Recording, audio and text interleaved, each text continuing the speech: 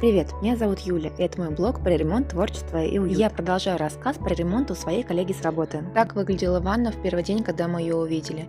Это куча разбросанных вещей, облупившаяся плитка, огромный налет на ванне и на раковине, сантехника, которая была в ужасном состоянии, сломанный душ. В первые минуты у нас было непонимание, что же делать дальше, а через 2 дня мы сделали это. Светлое, красивое, чистое помещение. И при всем этом мы не заменяли ни ванну, ни раковину, ни сантехнику, только починили душ. Хорошо все отмыли. Будем честны, нам понадобилось 7 дней, чтобы отмыть этот налет на ванны. Сам ремонт у нас занял всего 2 дня. Мы покрасили стены и потолок, наклеили самоклеющуюся пленку, добавили декор. Все хорошо отмыли и отремонтировали, и такой результат у нас получился.